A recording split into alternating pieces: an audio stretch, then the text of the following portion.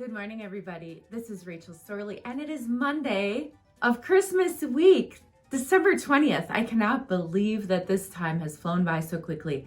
I hope you've been enjoying all of the videos that we've put on our annual julekalender, and I'm getting really excited about checking back in with Heidi and seeing how the Pinnekjøtt has turned out so far. Remember, we may not actually have it dried out to quite the percentage that would be normal in Norwegian Christmas dish preparation, but I think it's gonna still taste delicious. So let's check in with Heidi, but first, remember how I told you we were gonna have some baking demos this year? Well, yesterday I went to the home of Bethany and Tyler Engen, and we made rosettes. These are so beautiful. Look, this one is like almost the size of my face. And it's so pretty, and I've been waiting to eat it in front of you just to make you all salivate until you can watch the actual video that I'm editing right now. So here is my Janet Fossum via Engen's hard work rosette recipe.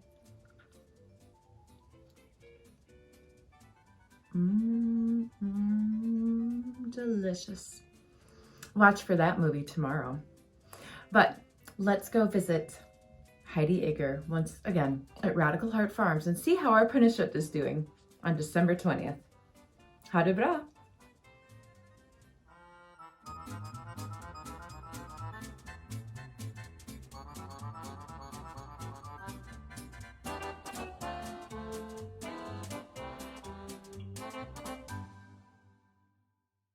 Hello everyone, so we're about 24 hours after we put our Pinnekjøtt in our mini fridge yesterday. Things are not staying as steady as I was hoping they were. So first lesson learned, or maybe third or fourth lesson learned, if you put the fan right next to the freezer compartment, it's going to make the fridge really cold by blowing cold air all around.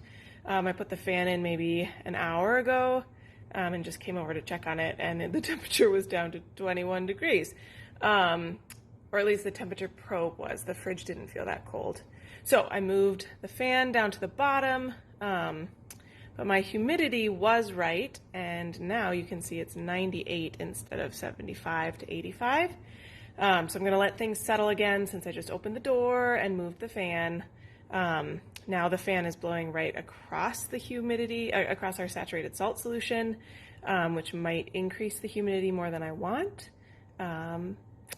So yeah, that's the update, and I'm just going to keep moving things around until I get it set right. All right, bye.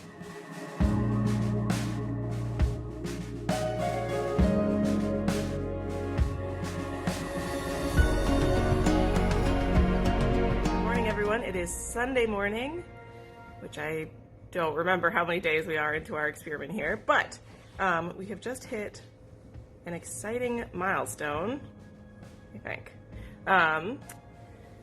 So my first attempt at controlling the humidity was to move from this wide mouth saturated salt solution to a smaller surface area. The humidity was still way too high.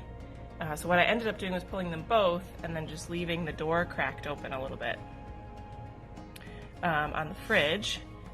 And that has been working well because my house isn't very warm, and so the fridge isn't having to really compensate for the temperature very much.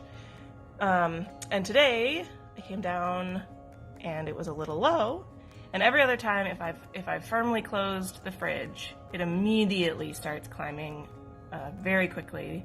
Humidity will be up to 81% within a matter of 20 seconds. And I've had it closed for about a minute, and we're slowly climbing, but not very fast. So I think our meat is definitely starting to dry. I think I'm going to leave the fridge closed for a bit, and then we'll see what happens. See if I need to open it again or if we're good to leave it closed. And then once the meat dries a little bit further, I imagine I'll have to put the saturated salt solution back in. So that's the update.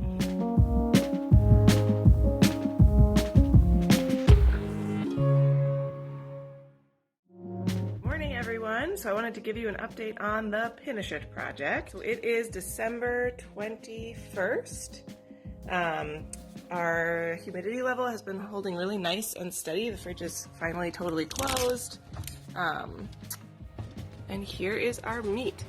I wish I could figure out how to describe the smell to you. It's a really, like, it's unlike anything that I can think of to compare it to, but it's a really nice smell. It smells like we're doing it right and nothing is going bad in here. Maybe the next time Rachel is here, when we are deciding that we're done with our project, she'll be able to think of a way to describe it. It's just really nice. I don't know anything other than that. We're gonna try and get a close up so you can see that meat. The meat between the ribs is dried really nicely. I'm gonna see if I can borrow a scale from my friend and weigh this and see where we're at.